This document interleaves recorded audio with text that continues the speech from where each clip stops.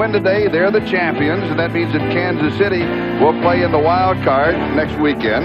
If the Raiders lose to San Diego, Kansas City is the champion. The Raiders will be the wild card. But the big story here, the San Diego Chargers starting their rookie quarterback, taken in the 6th round of the draft, John Freeze of Idaho. That's a Division I AA team, playing in his first regular season NFL game and his first start, of course. Well, this is a good opportunity for him. You know, the Chargers are 6-9 out of the playoffs, and so many times with young quarterbacks, they never get the opportunity to show what they can do in a game of some magnitude. So in this case, the Chargers afford this young man the opportunity to play.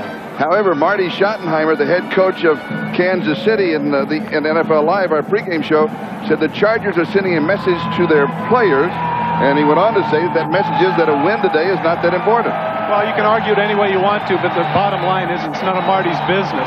Evidently, Bobby Beathard and head coach Dan Henning decided this is what they wanted to do, and you can see by the smile in his face, he is very ready to go. Charlie, he told us he wasn't nervous at all. He said last night, I don't get nervous. I suspect. Were you nervous at your first start? Yeah, I was. No doubt about it. No, now you told me earlier that you weren't. You've changed your mind. Well, we're on the air now. Kittrick Taylor and Donnie Elder are the return man as San Diego won the toss. They will be receiving, and they will start from their own 20-yard line. And a look at San Diego's offense. Their offensive line has allowed only 19 sacks this year. This is the second best in the NFL to Miami's 16. Backs and receivers, the big question mark, of course, the rookie quarterback, John Freeze. In passing situations, the running back and the tight end will come out, and Ronnie Harmon, Mr. Third Down, and Craig McEwen will come in. And a moment to remember for John Freeze. Come on, kid, go deep.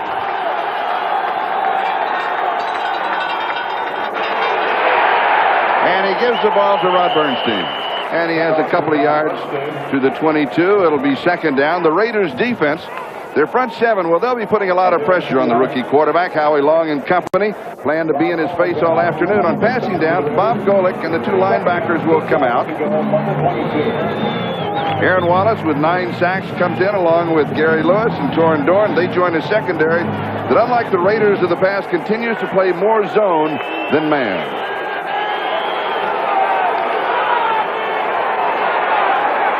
And on second down, again, the Chargers stay on the ground. And it is Bernstein again with the call. It'll be third down and 4 yards to go. Will they finally throw here? I don't think there's any doubt about it. Sure, I'm surprised that they take Rod Bernstein out in this situation. You know, he was an All-American tight end during his days at Texas A&M, and I always felt like his forte was catching the ball. Dan Henning has told us he is an outstanding runner, and as we witnessed throughout the year, whenever Butts needed a blow, he did come in and make some good runs, but I think he'd be very effective for them on third downs as well. Third down and 4. Howie Long told me yesterday we will not blitz him that much, but we will come strong with our front four, and they do. And the pass is caught as he goes to Anthony Miller. And Miller has the first down at the 33-yard line. Torrin Dorn with the tackle. Very conservative play, but a nice job getting the confidence into the young man early. Anthony Miller, of course, an all-pro wide receiver for the Chargers and one of the 3 that's going to the Pro Bowl. You can see he's looking at him all the way. Anthony Miller is able to shake Torrin Dorn and get up the field for the first down. A confidence builder definitely for that young man Freeze. And what does John Freeze feel about it when he was told on Christmas Eve? Naturally, it was a great Christmas present.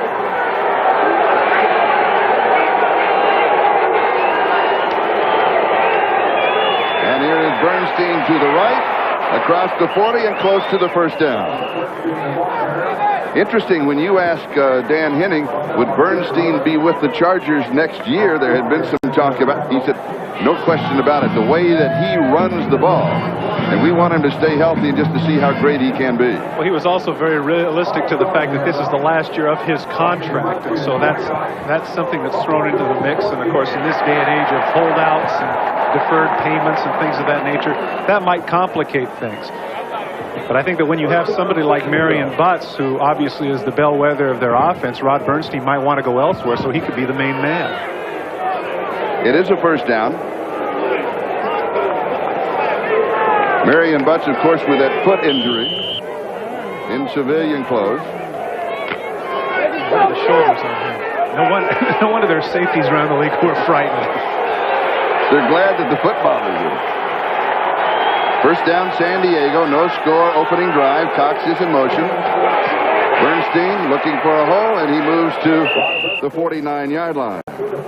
So it'll be second down and around 3 to go for the first down. One of the things that Bernstein does so well, interestingly enough, is at 6'3" and 238 pounds. You don't expect a man of this size to be able to have the sweet feet that he does. Look in the hole the move he makes here, planting off the left foot, cutting upfield, and the only man in his way is Eddie Anderson. Otherwise, it might have been a lot larger game. The ball at the San Diego 49-yard line, opening drive. Freeze, the rookie quarterback, has completed 1 of 1, and he'll be throwing his. And it's a little tough. So the pass to Anthony Miller is incomplete, and we'll bring it back. It'll be third down. As I can tell you, you're going to say, yeah, Freeze overthrew that. Many times the receiver will misjudge it and go for the one-handed grab. It appeared to me that that ball was not that far overthrown. Take a look. Can he extend 2 hands here? Watch what he does here. He just goes with the one hand. If he'd have gone with 2 hands, he might have had a shot at that, but he just misjudged the distance of the ball. Dan Henning told us last night that Tolliver is our best quarterback. But with Freeze, our best team will be on the field at the start of the ballgame. And he also said of the 3 quarterbacks that they have on the roster, this young man is the most accurate. And here is Harmon. And he's got the first down. Cuts back at the 40. He's to the 35, the 25. And brought down at the 10-yard line by Gary Lewis. A gain of 41 yards, converting on 3rd and 3. Terrific job by the left side of the line. Misdirection play. They anticipated the throw, and there was nobody there. The Raiders are in their 6 defensive back mode. There he cuts upfield. There's nobody out there. There's no contain. Now, once he breaks this and cuts back, there's nobody in the middle of the field. He breaks the tackle by Eddie Anderson, and he puts on the Jets, but Gary Lewis was just a little bit too fast for him right here. Nice job on the right of your screen, if you're able to notice, by Nate Lewis, enabling him to get an extra 10, 15 yards downfield. 10-yard line, first down, goal to go. Here's Bernstein. And he'll go to about the 7-yard line, where it will be second down. Billy Ray Smith, when we talked to him yesterday, this has been our problem. We get inside the 20. We cannot score. The coaches also told me this is one of the reasons they made the quarterback change in this area, that Tolliver has made the big mistakes in several ball games. Well, I think that that's one of the crucial issues. You hear it all the time, the ability to score in the red zone. But, that's a gap of 4 points every time. He pointed out that in the first Raider game, that in the first 3 drives, both the Raiders and the Chargers scored. But in the Raiders' case, it was touchdowns. In the Chargers' case, it was field goals, hence the score of 21-9. Second down, goal to go. That 41 yards by Harmon, longest run against the Raiders this year. And Bernstein is decked by Bob Golick, the new father. A couple of weeks ago, I asked him how it was with his daughter, Jenna Catherine. He said on Christmas Day, it was great. We opened the small presents. And then she started crying, and we had to stop, and we had to go feed her. Said it bothered me because I wanted to get to the big presents, because that's what I was been looking forward to. Yep. Any chance that little girl will get spoiled? Oh, she will be. No more so than your granddaughter. Yeah, right. No more than Morgan. The Raiders needed to be a little bit more, the Chargers rather, needed to be a little more creative there on second down. 3rd and goal. And here is Harmon, and he is in trouble. He gets around the corner. He'll go to about the 1-yard line, where he is knocked out by Eddie Anderson. And now the decision, you're out of the race. You go for the 3 points, you go for the touchdown. I think in this case that you really do want to go for the field goal, and that's what they're going to do. The reason I say that is because you want to have a confidence builder. You don't want to come out of this empty. There's a good chance because of the ability that the Raiders have. The Raiders have only given up 4 rushing touchdowns all year. So you want to come away with points in this circumstance. I like this call by Dan Henning. And John Carney has hit the last 9 in a row. This would be from 19 yards.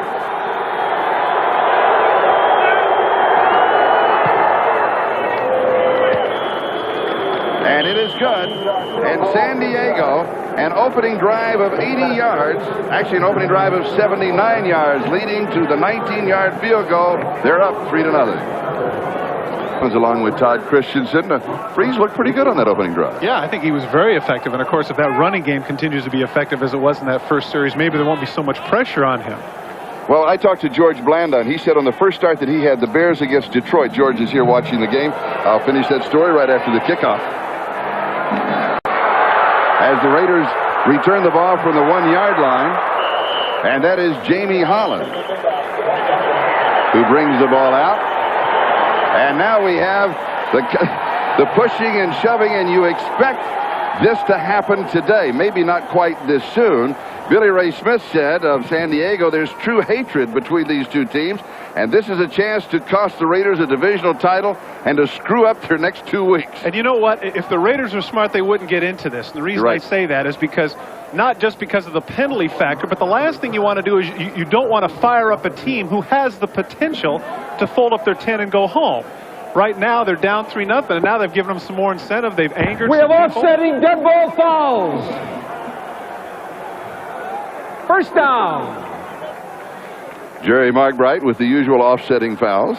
Not able to get the number, but I really mean that. And what I say is because the Chargers, obviously, in this situation, you know, they're up 3-0. They got a little something going for them. Don't give them any more incentive, but the Raiders have just done that.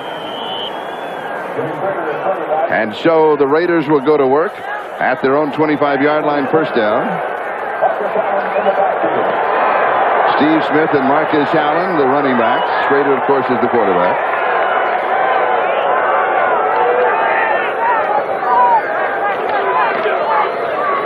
And Smith, the fullback, for 6, maybe 7 yards on the play. It'll be second down. The Raiders' offense, their offensive line is led by the center, Don Mosbar, who is like having a coach on the field. Backs and receivers, Jay Schrader is having a great year. Wide receiver Willie Gault is looking for his first 1,000-yard season, and Bo Jackson is waiting in the wings. On passing downs, Steve Smith will come out, and Tim Brown will come in.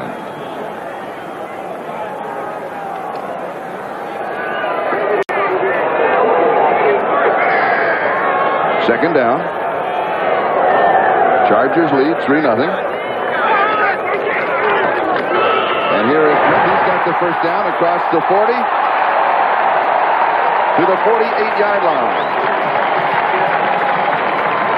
San Diego's defense, their defensive line has been decimated by injuries, and today we will see what they call the dollar. Gerald Robinson will come out, Henry Rolling will come in, and from this set you can see that San Diego will have 2 defensive linemen to go with 5 linebackers. Their secondary is led by number 22, Gil Byrd. He has 21 interceptions over the last 3 seasons. That is the most in the NFL.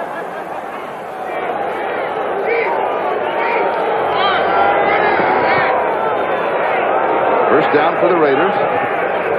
Gault is in motion. Schrader to throw. Has all the time in the world, and the pass is incomplete. And he was looking for Willie Gault. And it'll be second down and 10. And there was a flag dropped on the far side of the field at the line of scrimmage. And the Raiders were offside. 7:13 time remaining first quarter. San Diego up 3-0. Number 88, offense, lined up offside, penalty declined, second down. Let's take a look at the 10-minute ticker. Finals, Cincinnati wins, closer than they thought. Washington over Buffalo, and Atlanta downs Dallas. San Francisco in another close one. The Giants in a squeaker with New England, of all people. And Miami defeats Indianapolis. And in the other games going on along with ours, only Denver has the 3-point lead over Green Bay. And Schrader goes deep, and it is knocked away. Good defensive play by Sam Seal. That certainly was, and don't tell me that Sammy Seal doesn't want to come back to the Coliseum and play some great football. Sammy Seal, a former Los Angeles Raider, had outstanding coverage there on Mervin Fernandez. Let me finish my George Blanda story as you take another look. We'll go Doing to a good job running right with him, stride for stride, and at the right time looks back towards the ball and bats it away. Nice job there by Sammy Seal, who, by the way, is an outstanding dominoes player and basketball player. This guy can really play. Costas could learn something from watching Sammy Seal's touch. Gossett should learn something from watching my touch. Good point.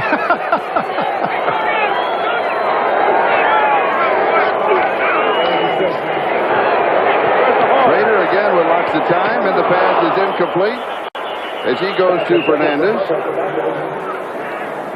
Once again, I don't understand right there. You saw Mervin Fernandez go for it with one arm, and he's in the middle of the field. And I realize that's where you're going to get hit, but you can't go for it with just one hand like that. Mervin has to go after it. Take a look. You'll get a chance right in the middle of the field. Watch 86. Now watch. He doesn't need to go with one. Why can't he go with two? Of course, he saw the guy coming, and that's tough. But that's what you get paid for. You got to go in the middle of the field. You got to go for it with two hands, and Mervin didn't. And so on 4th down, Jeff Gossett will be kicking. Kittrick Taylor is the deep back on the return. And the up back is Darren Nelson. Last week, Kittrick Taylor went 55 yards for a touchdown. And Nelson takes it at the 11 and is decked at the 16. 42 yards on the kick, a 4-yard return, 6:25 left to go. First quarter, Chargers lead it 3-0. Charlie, I know this is a little bit early in the game to guess, but so far the offensive line of the Chargers is really manhandling the Raider defensive line. They're opening up some real gaps for the runners, and Bernstein's taking advantage of it. When we talked with Courtney Hall, the left guard, we asked him, what might be different about this ball game. He said, well, we'll have to hold our blocks a little bit longer than usual when we throw the ball. We won't be throwing that ball but about 30% of the time. That's what he said. And then like the other veterans we talked to, he said, that's what we drafted him for. Let's see if the youngster John Freeze has it.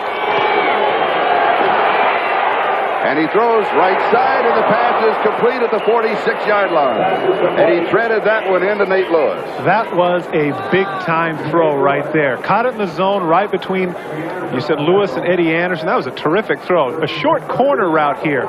Freeze looks to the middle of the field, now comes off to your left, his right. Now watch how he lays this in there, just over the fingertips of Lewis, and there's Eddie Anderson coming over. He actually got a little bit of a piece of it. Nice concentration on the part of Lewis, who is playing with a cast on his hand. Look at the time that Freeze is getting. Like Paul said, they have to hold their blocks a little bit longer. It's a first down San Diego at their own 45-yard line. A little play action, and then he goes and he overthrows. And in reality, I think that he was, you don't want to have too many accolades for the youngster. He's going to Anthony Miller. I think he was putting it over the coverage, which is very good, that only Miller could get to it, or it would be like he was throwing it away. Well, he threw that one a little bit too soon. He's a little too anxious on that one. Getting back to the offensive line, it's interesting. Every single offensive lineman that we talked to, Charlie, gave credit to Alex Gibbs, the offensive line coach, for the job that he's been doing in coordinating a lot of the zone blocking and some of the particular nuances that he has. Ironically enough, the offensive line coach last year for the Los Angeles Raiders was Alex Gibbs. Second and 10. Lewis is in motion. And here's the handoff to Lewis on the reverse. And he is to the 47-yard line of the Raiders. So many times, Charlie, you tell your runner, stay behind your blocker, stay with him. He waited a little bit too long. Take a look. You see Lewis right there. He's in motion. Now he pivots back. Good-looking play right here. Now he's following Derek Walker, and he waits too long. Right here he hesitates. He's waiting, and Alex Gordon, the outside backer, makes a terrific play to run him down.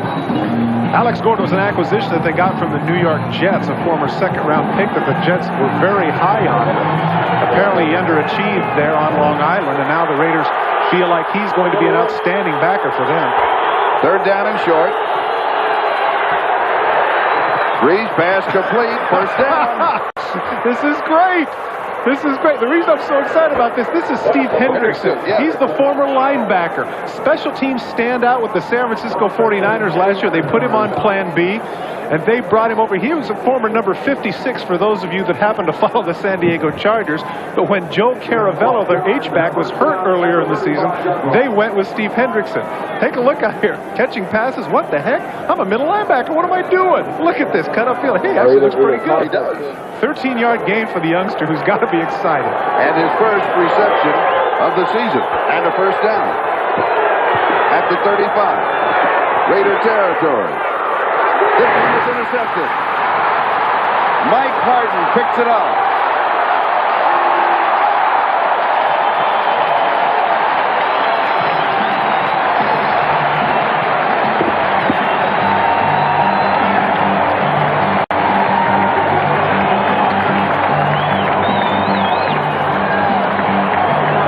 Charlie, I promised myself I wouldn't use this phrase rookie mistake, but this really is a bad decision. This is a seam route to the tight end.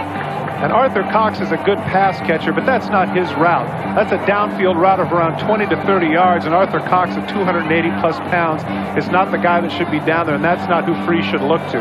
He hung it up in the air, and Hart was able to pick it off. And this is one of the most frustrating things for a young quarterback, too, right there. You come over there and you get second-guessed. Everybody explains to you exactly what you should have done. And you saw Billy Joe Tolliver there in the shot. The first phone call that Freese got after the announcement was made was from Billy Joe Tolliver. His statement, I'm with you 100%. Let's go get him. Class guy. He is. Billy Joe Tolliver's a competitor, but he understands the ramifications of this move, and he didn't take it personally. 1 minute and 58 seconds. That is the time remaining in the first quarter. San Diego with a 3-0 lead. John Carney with a 19-yard field goal that was off of the opening drive. This was the second drive of the Chargers, and the interception by Mike Harden. And the Raiders have the ball at their own 24-yard line for the second time in the first quarter. You know what, Charlie? I hope that throw doesn't affect this young man's confidence, because quite frankly, in the first two drives, I thought he's done an outstanding job. Take a look from the back, you'll see. A little bit ill-advised. He throws it up there, throws it up for grabs. Mike Harden able to come over and make the play. And I wrote down what Dan Henning told us last night. If he completes 15 of 25, 180 yards, 2 sacks, and 1 interception, he will have a very good ball game. Well, he's well on his way to that. In fact, he'll probably surpass it at the rate he's going. He's got to be very happy with himself throughout, except for that one throw. Interception returned by Mike Harden of the Raiders. Hey, Dave, here we go. Is there any significance to the fact that that phone is red? I hope not. Okay, I'm just asking. Just wanted to know.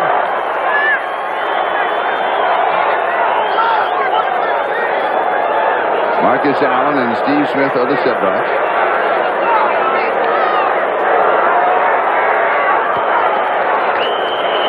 And we have whistles before the play. A delay of game against the Raiders. First down. And their offense is sputtering just a bit early on in this ball game. That's interesting. That's the beauty of this game. It's spontaneous. You never know from week to week. The Raiders really have bordered on the juggernaut over the last couple of weeks with very convincing away victories over both the Detroit Lions and the Minnesota Vikings in indoor stadiums. Maybe that's what it is. Maybe it's because it's outdoors. Maybe the elements have them confused. There's no smog here today. That might throw them off. Now at the 19-yard line. Trader to the 23. Now let's check out the 10-minute ticker. Junior Seau with the last tackle. Cincinnati winning, Washington winning, and Atlanta winning. San Francisco by 3, Giants by 3, and Miami by 6. Seattle 7 up on Detroit. They still got a run at it. Green Bay and Denver tied to run at a playoff. Jets and Tampa Bay are scoreless. And here, the score is San Diego 3 and the Raiders nothing with 1:20 left to go in the first period.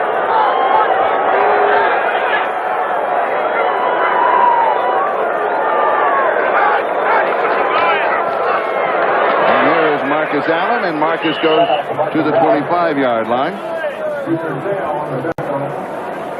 And as we take the countdown in the last minute of the first quarter, a chance for us to remind you that next Sunday, be sure to join us here on NBC Sports for the AFC wildcard game. We're not sure who the teams are right now. All of that will be sorted out over the weekend. And these are the teams that are in: Buffalo, Miami, the Raiders, Kansas City, they are in. Pittsburgh, Cincinnati, Houston, and Seattle are all on the bubble. Charlie, just a reminder of the magnitude of this game for the Raiders. If they win, they have home field advantage and a bye. If they lose, they are on the road in the playoffs. And Schrader goes for the first down. And for the first time, the crowd here in the Coliseum is in the ballgame. And you saw Junior Seau screaming at the official. He got shielded from the back, and he's claiming clip. But they're not going to call it. 13-yard gain for number 13.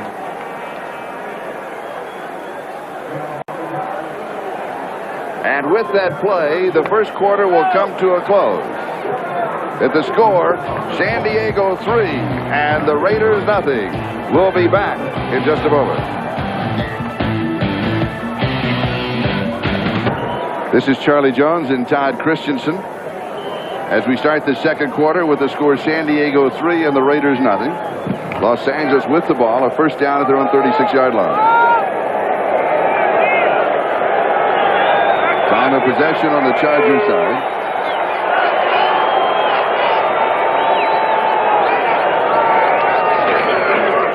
And here is Marcus Allen, and he leans to the 41-yard line. He'll pick up 5. It'll be second down. As we look down the road of the playoffs, you have to say, you know, what about the AFC and the NFC? Because so many people have felt that the NFC has the edge. Well, top 4 teams in the AFC, Kansas City, Buffalo, Raiders, and Pittsburgh, have a combined, now up to date of this moment, a 13-3 record against the NFC. Well, I've always claimed that that was cyclical, and one of the teams out here today that is on the field, the Los Angeles Raiders, they've done particularly well against NFC opponents. They may be the all-time leader against NFC opponents. Steve Smith to the 47-yard line. May have the first down. And how well have the Raiders done against the NFC?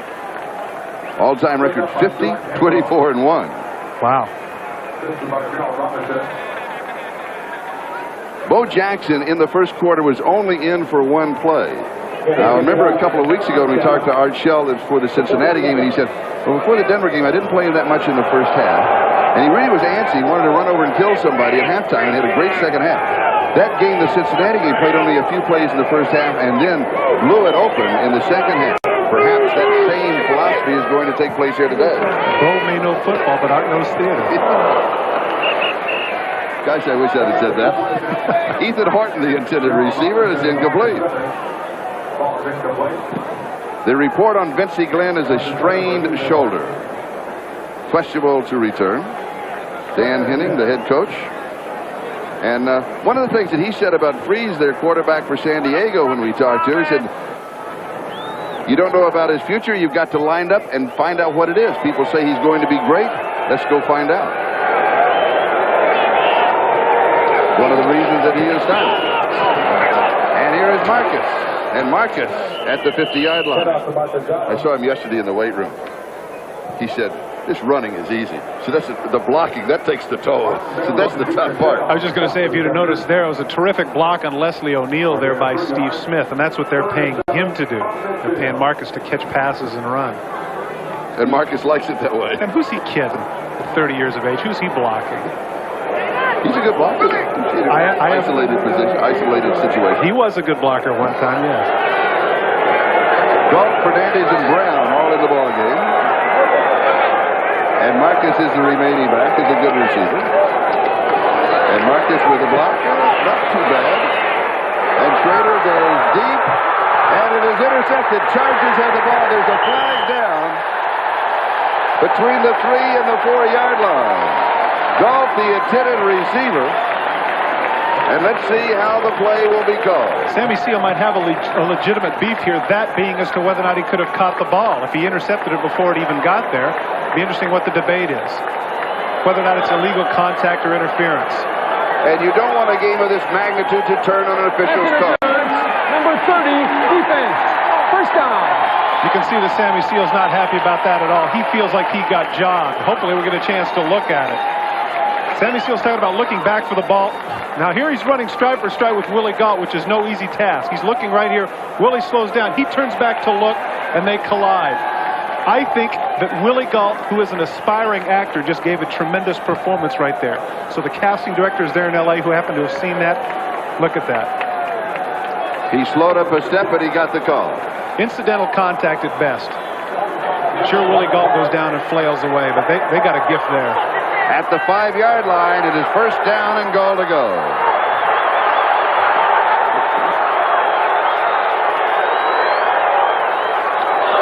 Here is Marcus. And he's got about 3. It'll be second down and goal to go. Charlie, I concur with you on that. A game of this magnitude and a play like that, it should be a little bit more flagrant than just the incidental contact. And as you can see, Sammy Seal was looking back for the ball. One of the things that I think officials have to do in the future when they look at the receivers is look at their intent to catch the ball also. Because what happens a lot of times that you'll see is you'll see receivers know that they don't have any chance to catch the ball, watch their head throw back, and watch their arms come up and give that illusion that they've been interfered with, and that's exactly what Willie Gault did. Steve Wright has moved out as a tight end. He is an eligible receiver, number 66. And Steve Smith is shut off after down and goal to go. Right before Christmas when he had the ball game, I got Steve Smith to autograph a picture to my friend Steve Smith. Is that right? Yes, and he's watching the game up in Sun Valley, cheering for his namesake. Get a chance to look at this again. Now here's the question. Is Willie Gault really trying to catch this ball?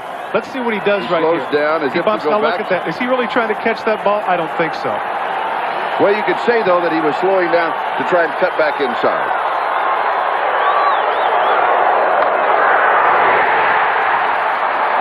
Touchdown, Los Angeles Raiders.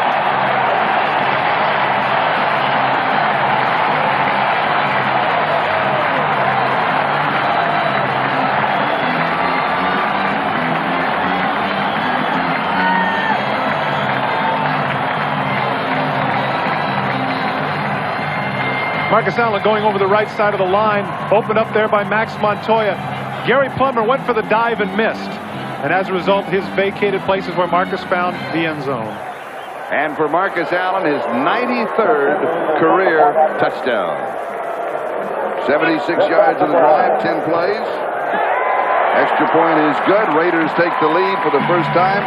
The big play, the 45-yard penalty call against Sam Seal, the cornerback of San Diego. We've got a timeout. We'll be back in just a moment. And with that touchdown, Marcus is now tied for 8th among all-time NFL touchdown scores with 93. Charlie's tied with the great Jimmy Taylor, the former fullback of the Green Bay Packers. Terrific career for Marcus Allen. That's quite a statistic. Jeff Jager to kick off with Donnie Elder and Kittrick Taylor, the return man.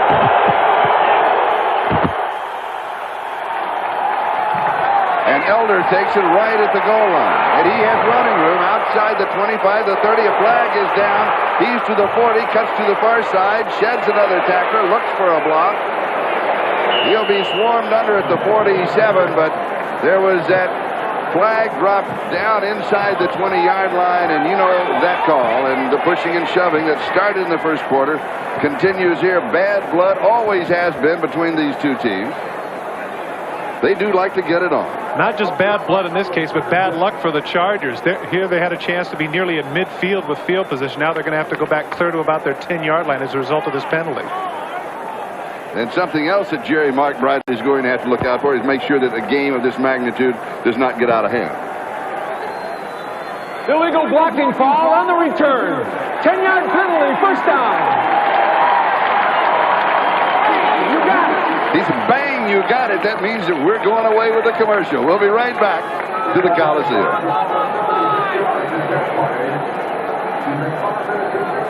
Necessarily an omen, but things have been going very well for the Raiders, and that penalty was definitely one of those things in their favor. All right, San Diego trailing for the first time in the ball game from their own 10-yard line. And here is Rod Bernstein, and Bernstein to the 22. And he will pick up the first down. Eddie Anderson with the tackle, and right now, let's go to New York, an update. And Bob Costas.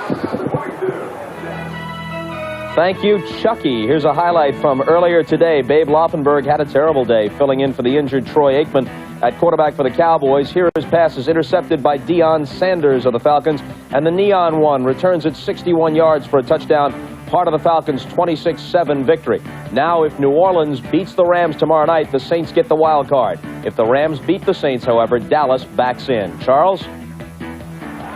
Well, we went from Chucky to Charles, Robert, and I'll accept either one of them, and thank you for that update. Meanwhile, the incomplete pass here on first down at the 22-yard line. Lewis, the intended receiver, McDaniel and Harden had the coverage. With 9:58 to go in the second quarter, Raiders are up by 4. Freeze now 3 of 7 for 36 yards and a touchdown, and that's about where they expect him to be at this point in the ballgame.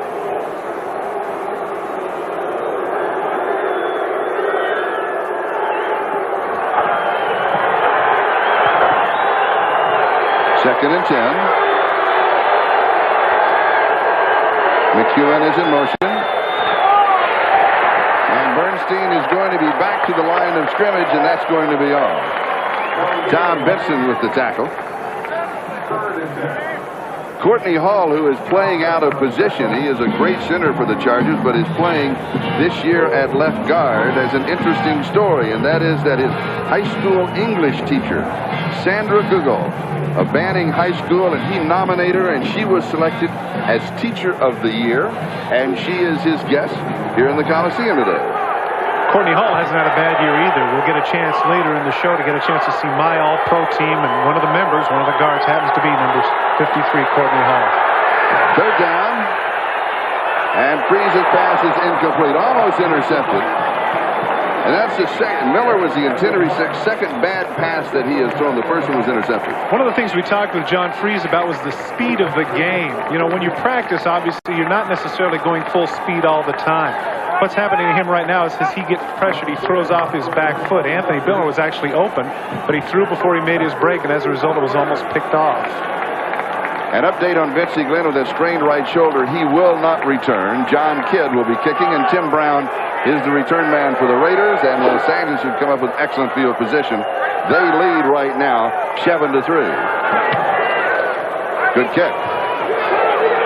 Flag is down. Brown takes the ball at his own 35-yard line, and he's going to lose about 3 yards on the return. 43 yards on the kick, and then the loss as Figueroa was there. And again, we had that flag that was dropped along the near sideline.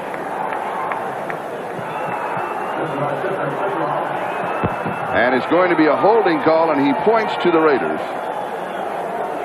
Inevitably, what they're trying to do is they're trying to keep their sprinters from going downfield. They double the outside guys, 2 Raiders on 1 Charger. In this case, they got a piece of Donald Frank.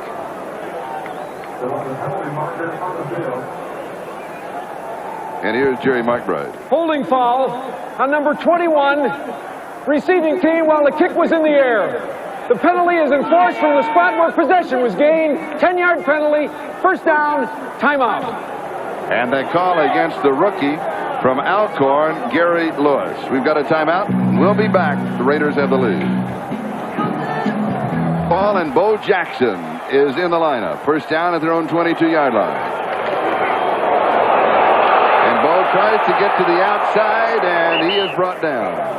And Junior Seau is the man who made the tackle. We talked to Art Shell. He said, we asked him anything different about San Diego than the last time you played him? He says, yes, you've got to pay more attention to number 55. Well, interestingly enough, he must have a tremendous reputation around the league. He has 73 tackles, but he ended up being a second Pro Bowl alternate at middle linebacker. And you and I have both discussed this at great length. Here was a guy that had 19 sacks and 34 hurries in his last year there at USC. We assumed that they would use him much the same way as Lawrence Taylor is used, but instead they've used him at the inside. The thing that they're impressed with is this guy can really run. Interestingly enough, now they do have him on the outside. But that's... And Bo Jackson again. And he's going to lose a yard as the Raiders stay on the ground. And this has been something that has been going on not only with the Raiders, but with other teams in the NFL. Take a look at this. That's the old Darrell Royal axiom that when you pass, 3 things can happen and 2 of them are bad. Take a look, ironically, at all 5 teams are all division leaders as we speak. So it goes to show that you don't necessarily have to throw to win in this league, but you do have to run the ball. And so far the Raiders, 13 rushes, 4 passes, and Schrader is 0 for 4. And then again, it's no secret what their percentage is run to pass either. We'll get a chance to head and look at that in just a second. 3rd and 9. And he was throwing this one away. He was running out of time. Fernandez was the closest receiver, but in reality, he was just avoiding the loss. Let's go to New York and Bob Costas. Okay, Charlie, here's Cincinnati's game-winning touchdown today. The Browns played them tough. It was tied at 14 in the 4th quarter. Cleveland's defense went for the play-action fake by Esiason. He lofts it out to Eric Ball. Defender slips at the 10. Then he bounces off the last guy at the 3. Cincinnati wins 21-14. They're still alive for the division title or a wild card. Charlie. All right, thank you, Bob. And, of course, the Raiders are in the playoffs. If they win today, then they will be the champions of the West. Kansas City will be the wild card. And if they lose, you can reverse those 2 roles. And here is the kick. And Kittrick Taylor backs up and takes it at the 25-yard line. And he'll have a little return on it of 9 yards. 52 yards on the kick, and Elvis Patterson is the man who made the stop. 7:15 time remaining. We're in the first half, and the Raiders are out in front of the Chargers by a score of 7-3 as we have a marker down.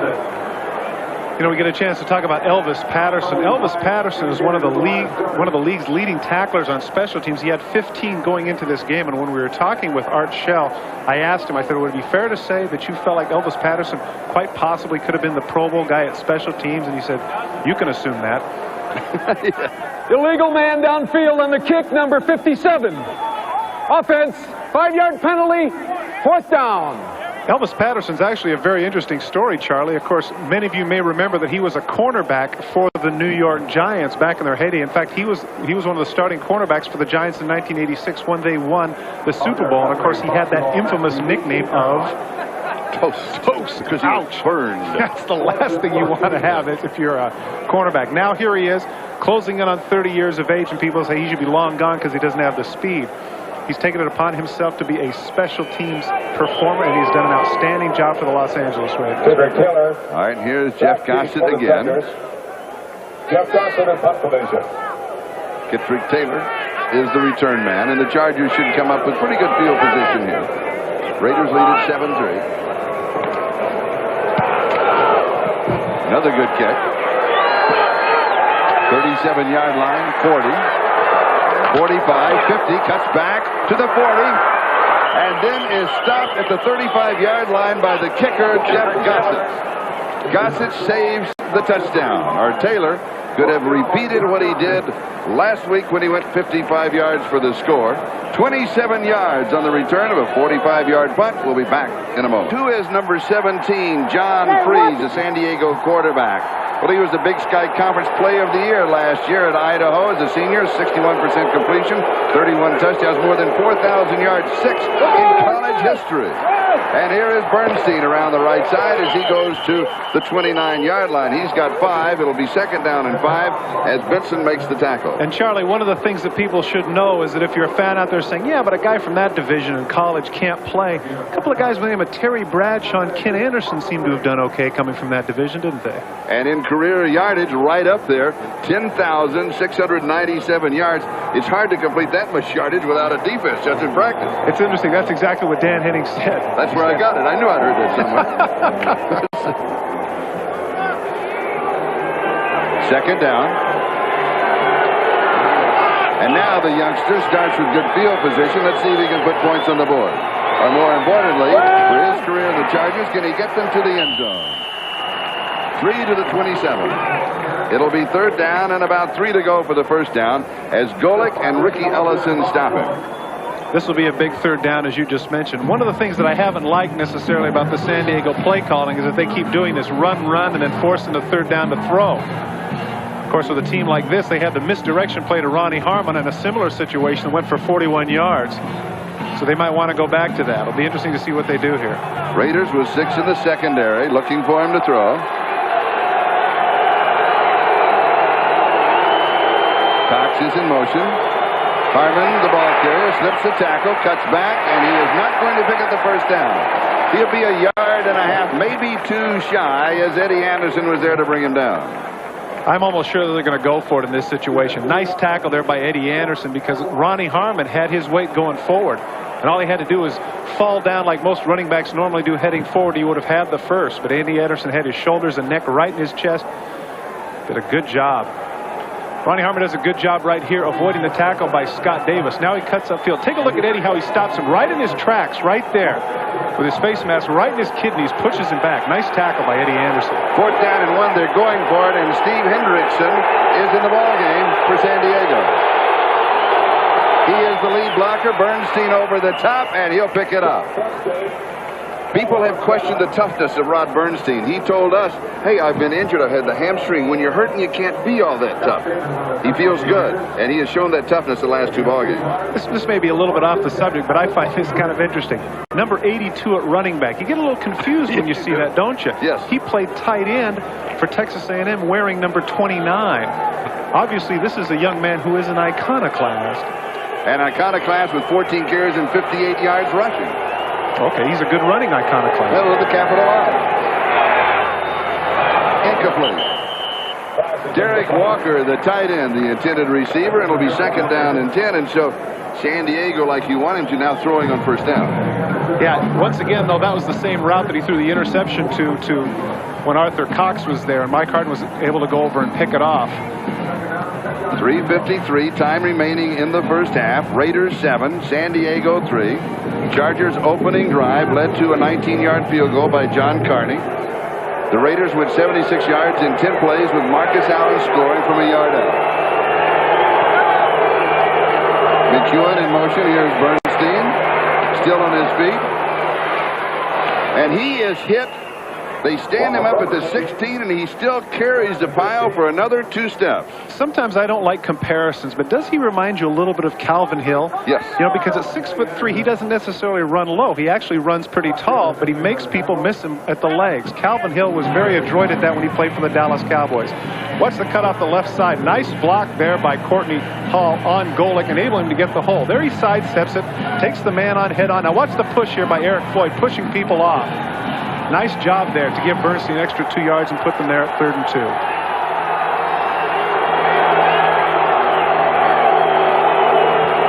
And here is Bernstein again. He's got the 1st down as he goes.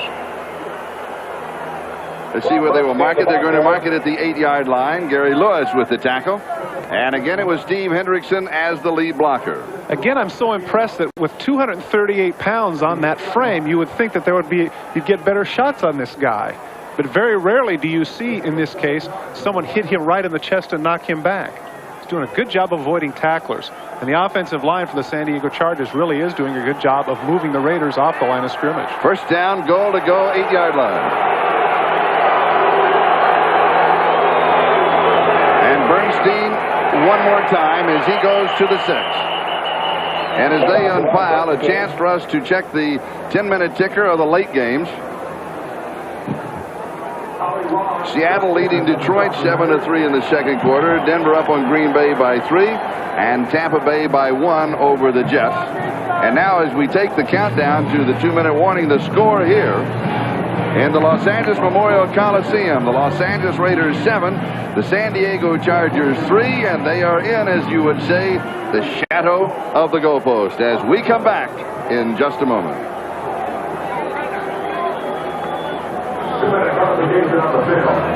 The Coliseum, Raiders lead it 7-3. It's 2nd down and goal to go. And Freese has protection, and into the end zone for the touchdown is Craig McEwen. And San Diego leading for the 2nd time in the ballgame. That was a terrific throw by John Freese. He threw it right in there. Craig McEwen does a good job of bouncing off the coverage. They're just inside the end line. I would have thought they're going to go with play action here, but Freese steps right back. He's looking at him all the way, but he makes his move. Look at that. Drills it right in there. That's actually not bad coverage between the linebackers. They're in a zone coverage there between Robinson and Ellison, but Freese laid it right in there. 34 yards on the drive, 9 plays, and the extra point is blocked. Was that Elvis Patterson? And that's the first one that Carney has missed all season long since he joined the Chargers. Here we get a chance from the inside, or is it from the outside? Right in the middle of your screen, you'll see coming up is Scott Davis high. It appeared the number 70, Scott Davis, got a piece of it. We've got a timeout, 1:55 to go. 1st half. We'll be back with a kickoff. At 4 of 10, 43 yards, 1 interception, and a touchdown pass that gave San Diego the lead. And here is Ron Brown on the return. And he is going to be swarmed under at the 22-yard line as Terry Orr was there for San Diego. What a shame. Ricky Hundley's really the one that made the tackle. Ron Brown had a terrific head of steam when he collides with his teammate. It's right in the back of Ricky Hundley. Too bad. Now let's go back to that extra point that was blocked. We'll take another look. Well, it's a cliche fest, I know it. But this could turn out to be a very big play. Right in the middle, you see Scott Davis get up number 70 with the big right hand, get a piece of it and bat it away. Field goal now gives them the lead. Schrader has not completed a pass for the Raiders. He is 0 for 5 in the first half. There's an incomplete. Thought it was his completion at the 30, and then the ball kicked loose. Ethan Horton, the intended receiver. So Schrader is 0 for 6. Last week, Charlie, he had one of his better games. He only threw 15 times, but he completed 10 for 234 yards and 4 touchdowns. We have an update on the report on that extra point. It hit the helmet of Eric Floyd, who is the starting left tackle for San Diego, replacing Goaz and Patton. Patton is on the IR, and he is out with a neck injury, and so apparently that is what caused it. As here comes Bo Jackson. And he goes to the 28-yard line, so it'll be 3rd down and about 4 to go for the first down. And so now you check the clock, 1:34 time remaining. As San Diego takes the timeout, they want to give the youngster John Freeze another opportunity here in the first half. Don't you see that a little bit reversed? I would have thought it would be the Raiders that would call the timeout trying to get down there, but evidently Art Shell says that things have been going so bad, espousing to the Murphy Law theory that he just wants to get out of this first half because they're not playing particularly well. Be sure to stay with us at halftime for NFL Live. Bob and company will be there. Will O.J., the well-traveled one, and Bob Costas. And the headlines, NFL Live this morning, if you were watching the show. Will McDonough reports that Joe Gibbs has agreed to a new contract with the Redskins. Marty Schottenheimer in Kansas City said he expects the Raiders to win. He plans on facing Miami. He said he might not even watch this game. Marty, I hope you are watching, though. But he would be working on the game for next week. Mike Ditka said he's undecided on what he's going to do. 3rd down. Raiders' first completion. It's to the tight end Ethan Horton, and it's going to be enough for the first down at the 34-yard line. Because he went out of bounds, now I wonder if Art Shell will rethink his philosophy here and contemplate getting up the field here and getting in field goal position. You can see offensive coordinator Terry Robisky calling the plays from the sidelines.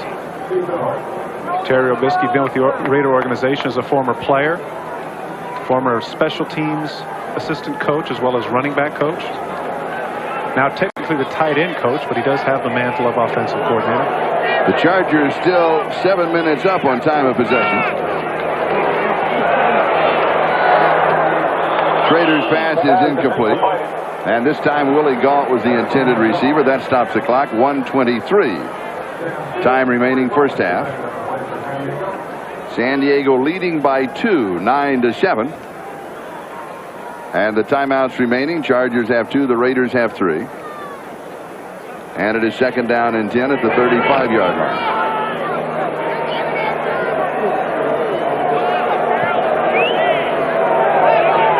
In the training room of the Raiders yesterday morning, they were watching the Kansas City game. They were cheering for the Bears. And here's Marcus Allen. Has an opening to the left side. Little stiff arm. He goes out of bounds at the 49-yard line. And he gains 16 yards on the play. Anthony Shelton for San Diego. Now here's the savvy of the veteran football player. Marcus Allen has a lot of yards up the field. Now he knows he's going to get the first down. Look at him take a look right here. Now instead of cutting upfield, watch what he does. He starts to veer to the sidelines right here. He puts the big stiff arm on Anthony Shelton, but more importantly, he gets out of bounds and stops the clock.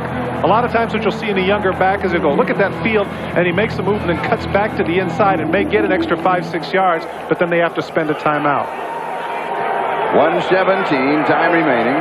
Marcus needs 73 yards rushing to reach the 8,000 plateau. Schrader has pressure, and he is going to be sacked. I can't believe this, Charlie, but this is really a statistic that is just unfathomable. If you'd have told me this at the beginning of the year, I wouldn't have believed you. That is Junior Seau's first sack of the year in the 16th week of the season. Look at the pass rush he puts on. He comes to the inside here. Now here's the quickness of Junior Seau. He's actually out of the play, but he comes back in, is relentless with Schrader, and pulls him down. And a loss of 12. It'll be 2nd and 22. Next time Junior needs to show his emotions more, though. He needs to get a little bit more excited. Like you always did. He said sarcastically. And this will be back-to-back sacks. Leslie O'Neal gets this one. And he now has 13.5 on the year. Now, I was all set to say that on the completion to Ethan Horton that they were getting good protection. But this is one of the things. Now, you know that I mentioned this to Dan Henning, didn't I? Yes, I said, why don't you have Leslie O'Neal and Junior Seau on the same side? There's the results.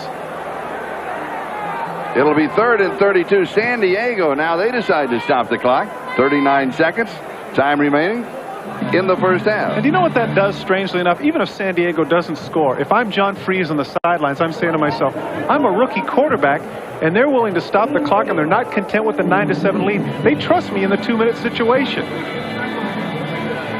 Very good point. Oh, the way he's been throwing, why not? I mean, I realize that he hasn't exactly got him lights out, but he does have a touchdown pass, and he's made some nice throws. And more importantly, I think he's shown an awful lot of composure for a youngster.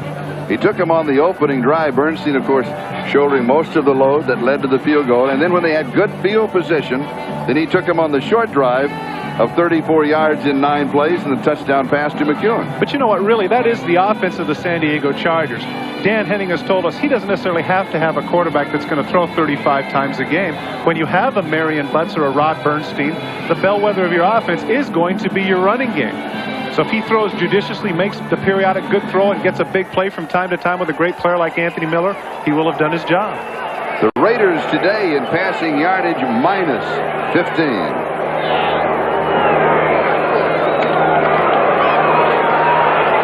Rader has lots of time, fires this one. It is complete, but it will be shy of the first down. Mervin Fernandez. It will be 4th down, a gain of 25. It'll come up 7 short. What the Raiders did there, Charlie, is that they lined up all 3 receivers to the outside, and they gave them the illusion that they were going to run a Hail Mary.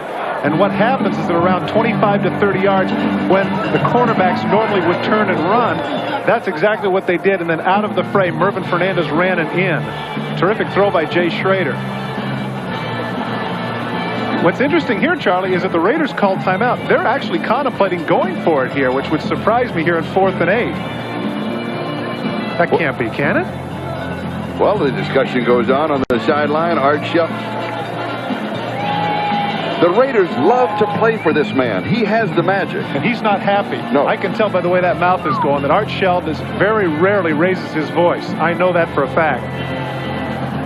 How was he when he was the point guard of the basketball team for the Raiders that you played for?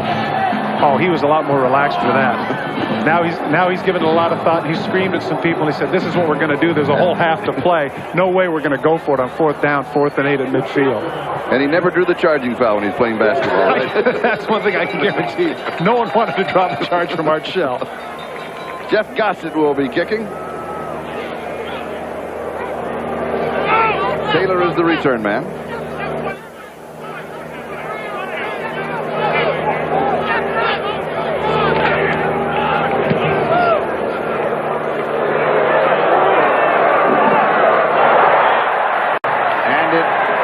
A bit of a Charger roll, but still will be down at the 7-yard line. So all of the strategy becomes mute as Vance Mueller down.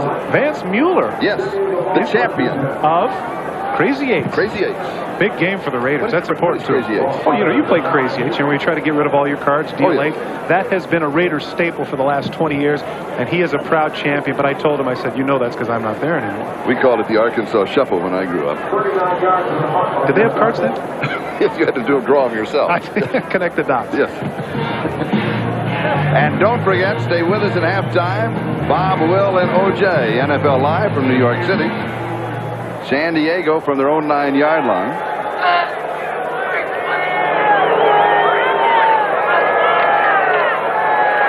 And here's Bernstein. Oh, and he kind of gets that ball out in front of him a little bit. But he'll be down just shy of the 15-yard line. Townsend with the tackle. And the Chargers and the Raiders will head for the locker room. It is halftime with the score, San Diego 9 and Los Angeles 7. And right now, let's go to NFL Live, New York City. And here's Bob Costas. And there he goes! The raw excitement of the NFL. The reverse run is nailed, and he might go all the way. The history and emotion of Notre Dame football. Alex Jones along with Todd Christensen, and we've had a first half that Marty Schottenheimer in Kansas City right now has said, way to go, John Freese. He has been outplaying the veteran Jay Schrader. Oh, but of course, Marty's not really watching the game, so he'd have no idea. Yeah, I right. think he's gotten the word. Well, yeah, quite frankly, he has outplayed him. John Freese has thrown the only touchdown pass of the game. It was a terrific shot that he had there to Terry McEwen. When John Freese being only 4 for 10 right now, I realize that doesn't sound like great numbers, but as I say, he's up 9-7. There, a nice catch by McEwen. And on the other side of the ledger, Jay Schrader has just struggled throughout. He's only 2 for 8, and he just can't seem to get it together with the offense. How does the youngster celebrate his first NFL touchdown pass? They heard it all the way to Coeur d'Alene, didn't they? It looks a little like Steve Day. Meanwhile, Jay Schrader, as you mentioned, is not having, he was 0 for 5 before he completed a pass in the first half, and the offense has been a bit of a struggle for the Raiders. Well, for the last couple of weeks, he's just been right on cue, and I think a lot of it had to do with a letdown. I don't know what it could possibly be emotionally for the team, but particularly for Jay Schrader, as we mentioned, he's only 2 for 8. He can't seem to find his receivers, and near the end of the half, the protection broke down, and he got sacked twice. And here is one of them.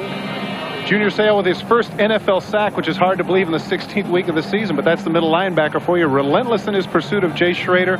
That was a big play that negated the Raiders from having a chance at a field goal at the end of the half. And now we take a look at the official numbers of the first half.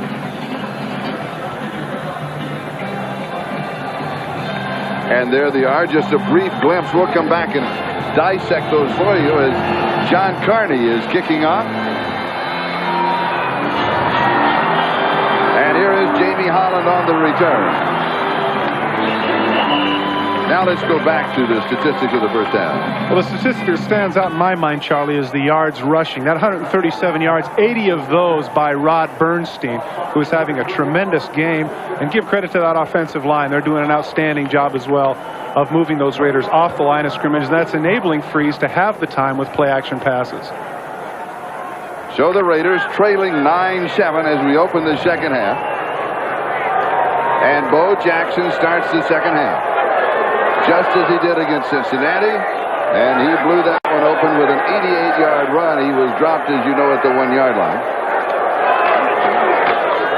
And here is Bo. He jumps to the left, and he is brought down by Gary Plummer, the leading tackler for the Chargers.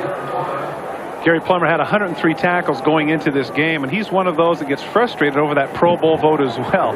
I mean, this is, I think, his 3rd straight season with over 100 tackles. Bo cutting all the way back, and that's a good job right there, because if he doesn't get him, the flow is going a different direction, and he could have another Cincinnati-like run. Gary also, speaking of linebackers turned pass catchers, had a touchdown earlier in the season at the tight end position for the Chargers. Throw is in motion, and here is the pitch. Slips one tackle, spins away, and he is going to lose 5 yards back to the 30-yard line. So it will be 3rd down and 13. Something tells me, Charlie, that not just looking at John Freese, but they're looking at the possibility of having Junior Seau at that outside position. He totally ruined that play by getting in the backfield. Watch number 55 cut up field here and make Bo go completely the other way around. He doesn't make the tackle, but right there, Bo is a good 7 yards behind the line of scrimmage. His friends come and help out, and they cause the 3-yard loss. Now, what's he doing on the sidelines? Why would he be out there on a passing down the way that guy's coming? Because they have Marcus in the backfield. And Schrader's pass is incomplete, and again, he was just avoiding any kind of a loss. The offense of the Raiders continues to sputter. It will be 4th down and 13, and it's a kicking situation. When I talked with Howie Long yesterday, I said, what about the ball game tomorrow? He said, we've got to come up with, create some new inventive ways to get up for a game. And I'll guarantee you that man you just had a look at right there gave his team a tongue lashing at halftime. Rockne-esque speeches are not necessarily Art Shell's forte, but I can guarantee you the way the Raiders played in the first half, he gave them a tongue lashing. Kittrick Taylor is the return man. Jeff Gossett the kicker. Chargers have a return on, and a fair catch is called for and taken at the 36-yard line. So San Diego will take over following that 34-yard kick with 13-17 time remaining in the 3rd quarter, and the Chargers lead 9-7.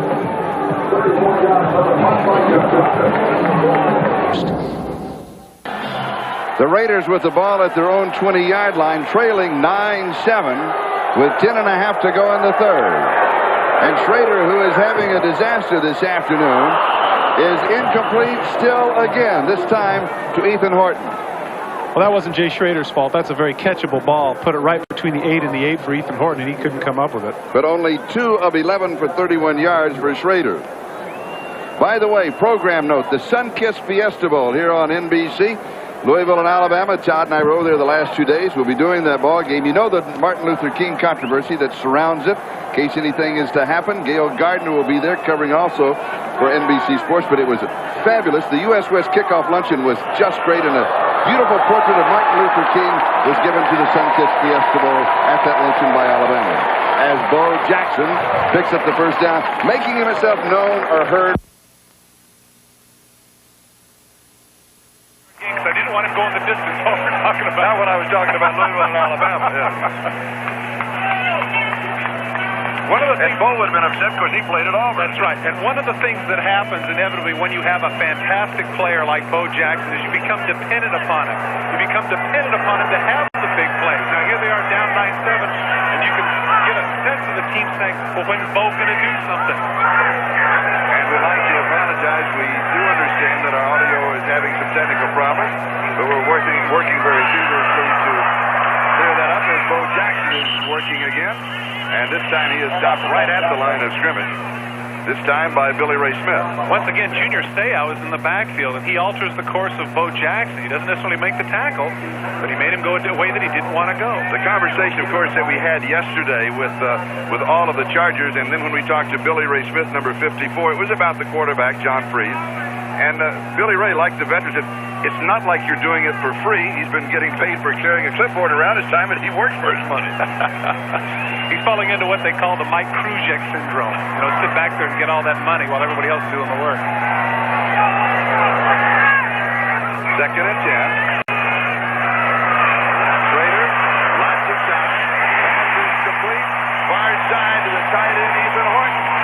A chance to see coming across the screen up on your upper left, you'll get a chance to see Ethan Horton, who will come open. He actually had an out route, and then he came back to the outside even farther and was able to get away from Martin Bayless for the first down. At the San Diego 47-yard line, Horton's second reception for 25 yards total in the ballgame. San Diego 9, Raiders 7. Nobody is on Horton right now. I wonder if Jay Schrader sees it.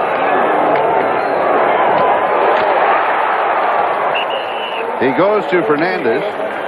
Now, I wonder if he's going to run back to the huddle right now and tell Jay Schrader, say, hey, listen, when we went to that formation, Martin Bayless is supposed to come out, and he didn't.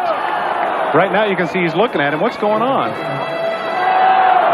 Quarterback comparison. Now, this is the rookie in his first start, John Freeze, the veteran Jay Schrader. Well, none of those numbers terribly excite you at this point, but right now the issue is that we have a ball game at 9-7.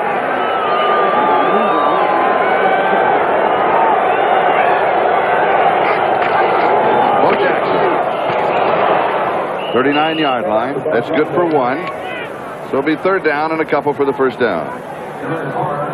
Gerald Robinson in the backfield was able to make that play. Bo Jackson showing how strong he is. You can't arm tackle him. But once again, the San Diego Chargers are getting pretty good penetration. The running game for the Raiders today is not as effective as it has been in the past. Jackson coming to the sideline. Raiders going with 3 wide receivers. And Marcus Allen in the backfield.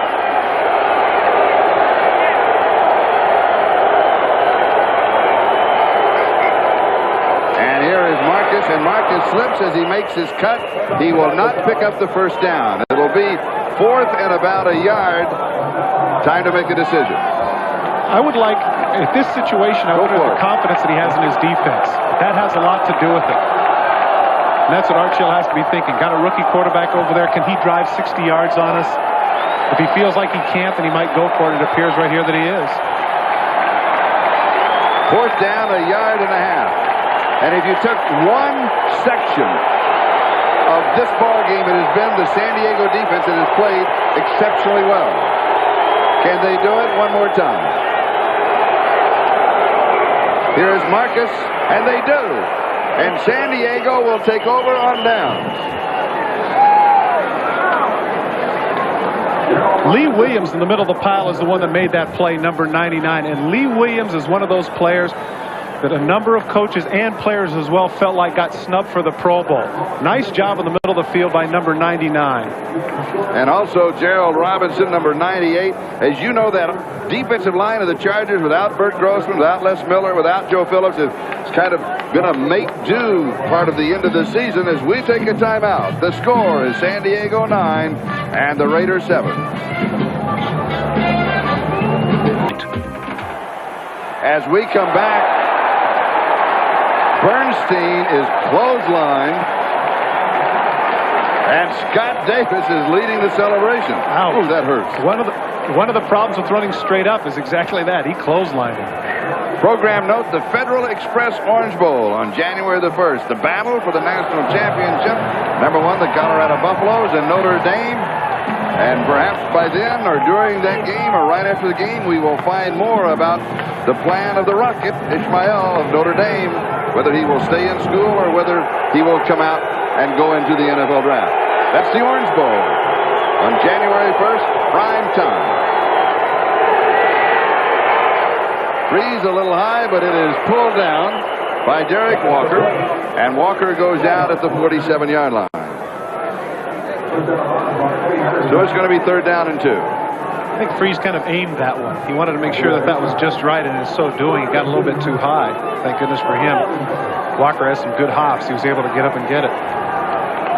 Also looking in today, I'm sure, is the mayor of Boise, Dick Kempthorne, as he sent a nice telegram, as John was telling us about last night. So I imagine the whole state of Idaho is celebrating his first NFL start. One of their own right here.